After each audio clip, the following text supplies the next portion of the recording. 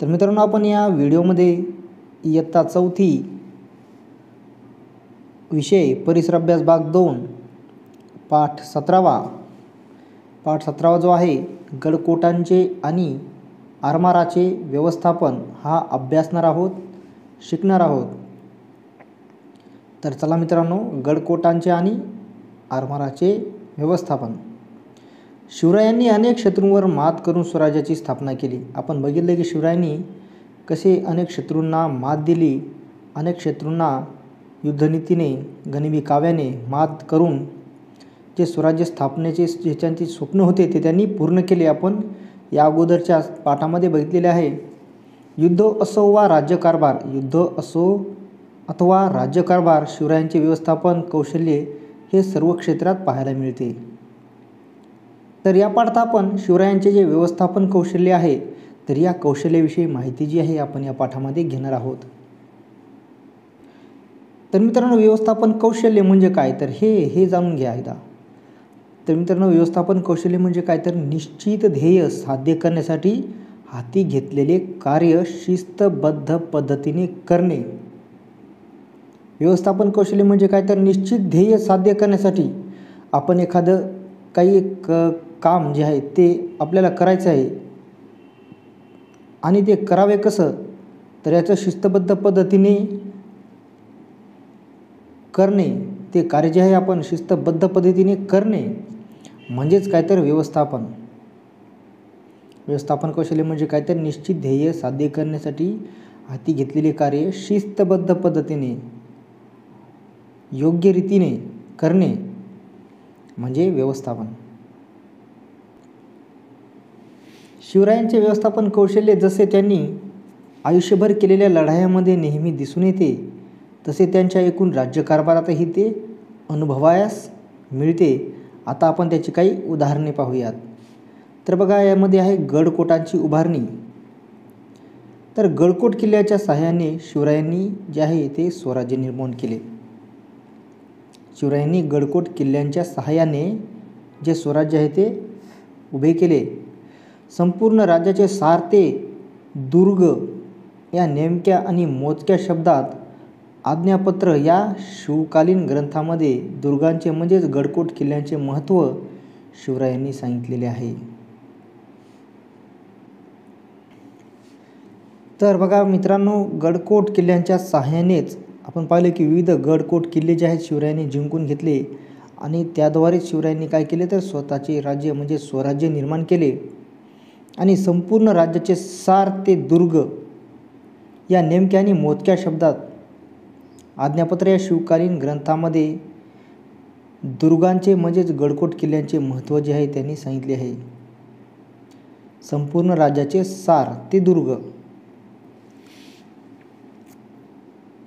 शिवराय तरुणपणी सह्याद्रीच्या पर्वतरांगामधून फिरले होते।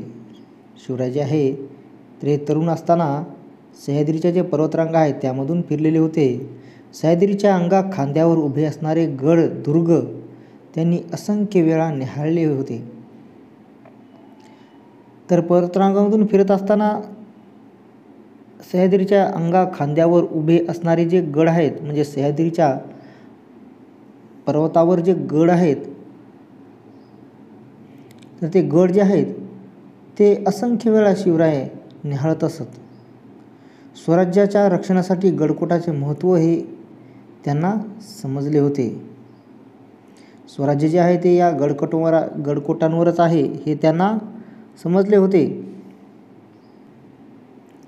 शिवरायांनी वनदुर्ग, गिरिदुर्ग आणि जलदुर्ग या तिन्ही प्रकारचे किल्ले बांधले। शिवरायांनी काय केलं तर वनदुर्ग, गिरिदुर्ग आणि जलदुर्ग या 3 प्रकारचे किल्ले जे आहेत ते शिवरायांनी बांधले आहे। आणि जलदुर्गांना जंजिरा असेही म्हणतात। तर जलदुर्गांना काय म्हणतात? जंजिरा, लक्षात ठेवा, जलदुर्गांना जंजिरा असंही म्हणतात। त्यांनी हिरोजी इंदुलकर आणि अर्जोजी यादव अशा तज्ञांकरवी राजगड, प्रतापगड, सिंधुदुर्ग इत्यादी अनेक नवीन जे किल्ले आहेत ते बांधले।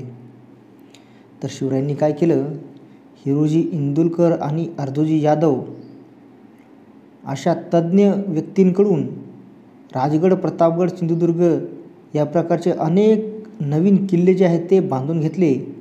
त्याचप्रमाणे रायगड किल्ल्याची नव्याने उभारणी केली.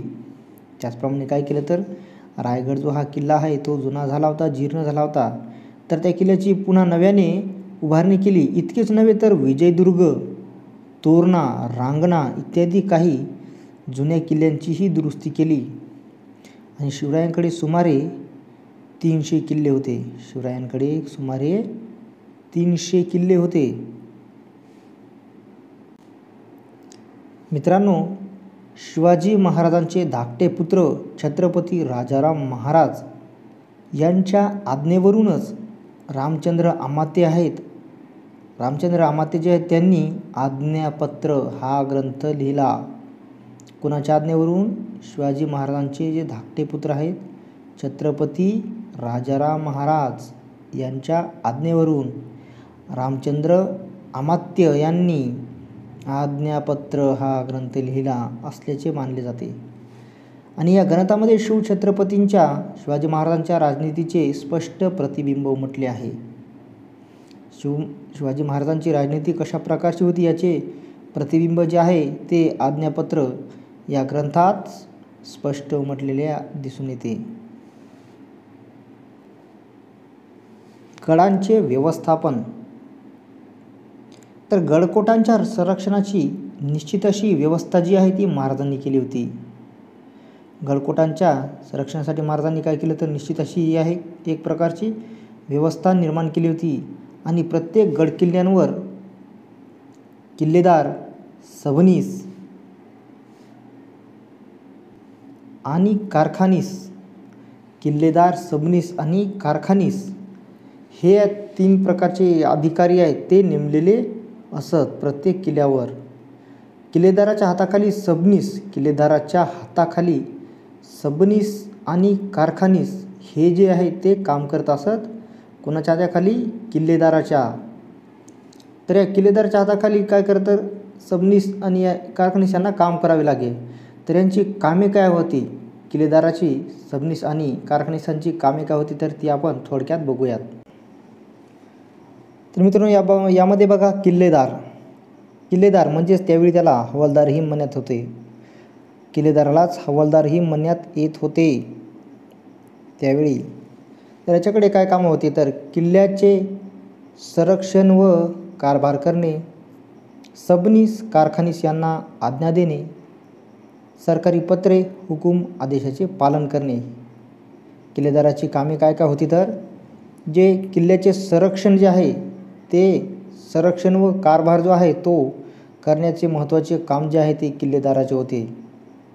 आणि सबनीस आणि कारखानीस यांना आज्ञा, विविध काम सांगण्याचे कार्य जे आहे तेही किल्लेदार करत असत. आणि जे काही सरकारी पत्रे, हुकूम व आदेश येतील त्या आदेशाचे, सरकारी पत्रांचे, हुकुमांचे पालन करण्याचे काम किल्लेदार करत असत. पुढे बघूयात आपण सबनीसचे कार्य काय होते तर गडावरील जो जमा खर्च आहे त्याचा हिशोब ठेवणे, गडावरील आणि गडाखालील प्रजेकडून कराची वसुली करणे, पत्रव्यवहार सांभाळणे. तर सबनीस काय करत होता तर गडावर जो काही खर्च होतो, विविध खर्च होतो, धान्य असो, सैनिकावर, कुणावर, कशावर, डागडुजीचा खर्च, जो काही खर्च आहे तो जमा खर्च जो आहे त्याचा हिशोब ठेवण्याचे कार्य जो आहे तो काय करायचा तर तो सबनीस करायचा. आणि गडावरील आणि गडाखालील प्रजेकडून कराची जी वसुली आहे, गडावरील आणि गडाखालील जी काही प्रजा आहे त्यांच्याकडून एक प्रकारे कर वसूल करायचा. तर ते कर वसूल करण्याचं जे कार्य आहे ते काम जे आहे ते काम सबनीस करायचा. आणि पत्रव्यवहार जो आहे ते सांभाळण्याचे कामही सबनीस करायचा.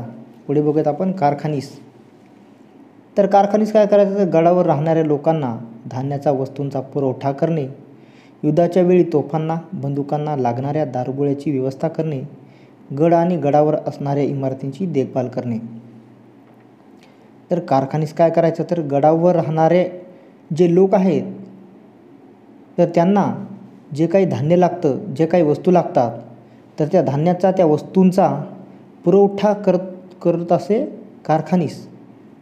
आणि युद्धाच्या वेळी तोफांना, बंदुकांना लागणाऱ्या दारुगोळा, युद्ध करताना जो काही दारुगोळा लागतो तोफांना, बंदुकांना, त्याची व्यवस्थाही करण्याचे काम जे आहे ते कारखानीसाकडे होते. आणि गड आणि गडावर असणाऱ्या ज्या इमारती आहेत त्या इमारतींची देखभाल करण्याचे आणि दुरुस्ती करण्याचे कार्यही, देखभाल आणि दुरुस्ती करण्याचे कामही कारखानीस करत असत. तोफा व दारुगोळा. तोफा, दारुगोळा. शिवरायांच्या काळात शत्रूपासून गड किल्ल्याचे संरक्षण करण्यासाठी लहान मोठ्या तोफांचा वापर केला जात असे. तर शिवरायांच्या काळात जे आहे तर शत्रूपासून जर संरक्षण करायचे म्हटले तर तोफांचा वापर करावा लागत असे. आणि या तोफा किल्ल्यांच्या तटांवर, बुरुजांवर ठेवलेल्या असत.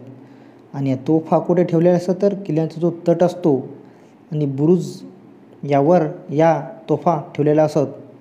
पुरंदर, भीमगड यांसारख्या काही गडांवर तोफा तयार करण्याचे कारखाने होते.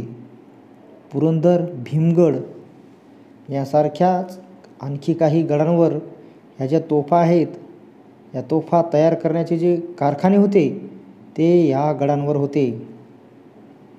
लोखंड, पितळ, तांबे इत्यादी धातूंपासून तोफा तयार केल्या जात. तर तोफा लोखंड, पितळ, तांबे या धातूपासून जे आहे तर तोफा तयार केल्या जात. पावसाळ्याच्या दिवसात गडावरील तोफा गंजू नयेत. पावसाळ्याच्या दिवसात काय होतं तर पाण्याने या तोफा गंजत होत्या. तर त्या तोफा गंजू नयेत म्हणून काय केलं जायचं तर त्यांना मेणाचा लेप लावला जात असे. तोफांना काय करत असत तर मेणाचा लेप. कशाचा? मेणाचा. तोफा गंजू नयेत, पावसाने तोफा गंजू नयेत म्हणून मेणाचा लेप लावला जात असे. तोफामध्ये शत्रूवर मारा करण्यासाठी लोखंडी दगडी व कुल्फी गोळे, ज्यामध्ये काय असत तर शिशाच्या गोळ्या असत. शिसे जे आहे ते शिशाच्या गोळ्या ज्या आहेत त्यामध्ये असत, कुल्फी गोळ्यामध्ये. तर यांचा वापर करत शत्रूवर मारा करण्यासाठी लोखंडी दगडी व कुल्फी गोळ्यांचा वापर करत. आणि या तोफा उडवण्यासाठी दगडी कोळसा, गंधक, शिसे आणि सरब नावाची विशिष्ट प्रकारची माती यांच्यापासून तयार केलेली दारू वापरली जात. तर या तोफा ज्या आहेत ते उडवण्यासाठी काय करायचे तर कोणतं पदार्थ वापरायचे ते दगडी कोळसा, गंधक, शिसे आणि सरब नावाची एक विशिष्ट प्रकारची माती याच्यापासून तयार केलेली जी दारू आहे ती वापरली जात. सरब नावाची विशिष्ट प्रकारची एक माती आहे आणि त्या मातीपासून तयार केलेली दारू जी आहे ही तोफा उडवण्यासाठी वापरली जात. आरमार. तर आरमार म्हणजे काय तर आरमार म्हणजे युद्ध नौकांचा समूह होय. आरमार म्हणजे काय तर युद्ध नौकांचा समूह. तर बघा, इंग्रज, पोर्तुगीज, सिद्धी, डच यांच्याकडे प्रबळ असे आरमारी दल होते. इंग्रज, पोर्तुगीज, सिद्धी, डच यांच्याकडे काय होते तर प्रबळ असे काय होते आरमारी दल. आरमारी दल म्हणजेच युद्धनौकांचा दल. या इंग्रज, पोर्तुगीज, सिद्धी, डच यांच्याकडे असत. आणि त्यांच्यापैकी काही लोक जे आहेत त्यांच्यापैकी काही लोक समुद्र किनाऱ्यांवर असणाऱ्या गावांची लुटमार करत. त्यांच्यापैकी काही लोक काय करत तर समुद्र किनाऱ्यावर काही जे गावं असतात, छोटे मोठे गाव, तर त्या गावाची लुटमार करण्याचे काम जे आहे ते लोक आरमाराच्या मदतीने करत होते. त्यांच्या आरमारी सैन्याच्या तेथील लोकांचा ते छळ करत होते. तरी इंग्रज, डच हे जे लोक आहेत तर किनाऱ्यावर जी गावे आहेत त्या तेथील लोकांचा छळ करत शिवरायांनी या सागरी शत्रूंचा कायम बंदोबस्त करण्यासाठी एक स्वतंत्र आरमार निर्माण केले. यांचा बंदोबस्त करण्यासाठीच काय केलं होतं तर शिवरायांनी आरमार निर्माण केले होते. तर शिवरायांनी लहान मोठी जहाजे, नावा तयार करण्याचे कारखाने उभारले. शिवरायांनी काय केलं तर लहान मोठी जी जहाजे आहेत, नावा आहेत, ते तयार करण्याचे कारखानेच उभारले. समुद्रातील जे जुने किल्ले आहेत ते जिंकून ताब्यात घेतले. समुद्रातील जे जुने किल्ले आहेत त्यांना जिंकून त्यांनी ताब्यात घेतले. सुवर्णदुर्ग, विजयदुर्ग यांसारखे जलदुर्ग त्यांनी दुरुस्त केले. सुवर्णदुर्ग, विजयदुर्ग यांसारखे जे जलदुर्ग किल्ले आहेत, पाण्यामधील समुद्रामधील जे किल्ले आहेत ते त्यांनी काय केले तर दुरुस्त केले, त्यांची डागडुजी केली. शिवरायांनी काय केलं, मालवणजवळ कुर्टे या बेटावर सिंधुदुर्ग हा नवीन जलदुर्ग बांधला. शिवरायांनी स्वतः मालवणजवळ कुर्टे या बेटावर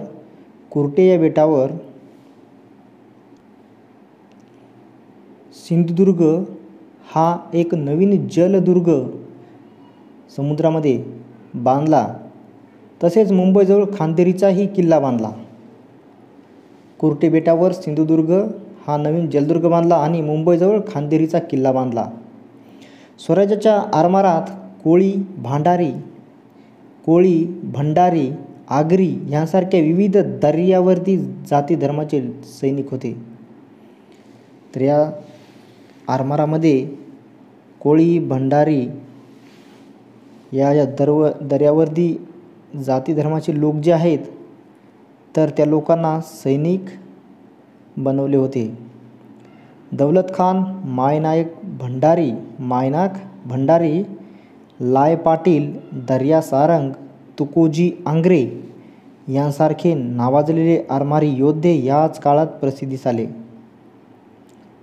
तर जे सैनिक होते, आरमारी सैनिक दर्यावर्दी जाती धर्माचे शिवरायांनी नेमलेले, त्यापैकी दौलत खान, मायनाक भंडारी, लाय पाटील, दर्या सारंग आणि तुकोजी आंग्रे यासारखे जे नावाजलेले आरमारी योद्धे जे आहेत ते शिवरायांच्या याच काळामध्ये प्रसिद्धीस आले. मराठ्यांच्या आरमारामुळे इंग्रज, पोर्तुगीज, सिद्धी आणि डच अशा सागरावरील शत्रूंना त्यांचा दरारा वाटू लागला. त्यामुळे शत्रूंचा स्वराज्याला होणारा त्रास जो आहे कमी झाला. शिवरायांनी स्वतंत्र आरमाराची उभारणी करून त्याच्या बळावर आपली सागरी हद्द निश्चित करून किनारपट्टीलगतच्या भागावर स्वामित्व प्रस्थापित केले. तर मराठ्यांनी जे आरमार उभे केले तर त्या आरमारामुळे काय झालं तर इंग्रज, पोर्तुगीज, सिद्धी आणि डच अशा जे शत्रू होते, सागरावरील जे शत्रू होते त्यांना भीती वाटू लागली. मराठ्यांच्या आरमारामुळे त्यांना एक दरारा वाटू लागला. त्यामुळे जो शत्रूंचा स्वराज्याला होणारा जो त्रास आहे तो त्रास जो आहे तो कमी झाला आणि शिवरायांनी स्वतंत्र आरमाराची उभारणी करून त्याच्या बळावर आपली सागरी हद्द जी आहे, त्या आरमाराच्या बळावर आपली सागरी हद्द निश्चित करून किनारपट्टीलगतच्या भागावर जे आहे ते स्वामित्व प्रस्थापित केले. किनारपट्टीलगतचा जो भाग आहे त्या भागावर आपले स्वामित्व प्रस्थापित केले, आपल्या हक्काची जमीन करून घेतली ती. आपला समुद्र किनारा जो आहे तो त्यांनी आरमार उभारून सुरक्षित केला.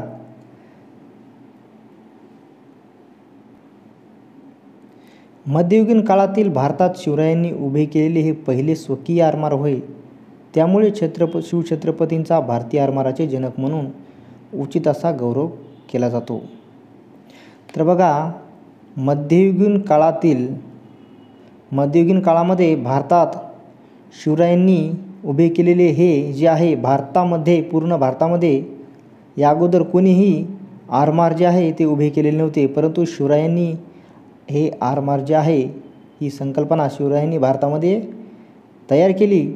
त्यामुळे शिवछत्रपतींचा म्हणजे शिवरायांचा जो गौरव जो आहे तो भारतीय आरमाराचे जनक असा उचित गौरव जो आहे शिवाजी महाराजांचा केला जातो. काय? भारतीय आरमाराचे जनक कोण? छत्रपती शिवाजी महाराज. शिवरायांचे हेर खाते.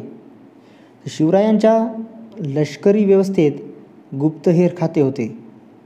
शिवरायांची जी लष्करी व्यवस्था आहे त्यामध्ये एक गुप्तहेर खाते होते आणि त्यामध्ये होते बहिर्जी नाईक. हे जे होते ह्या हेर खात्याचा प्रमुख होते. शिवरायांच्या हेर खात्याचा प्रमुख होते बहिर्जी नाईक.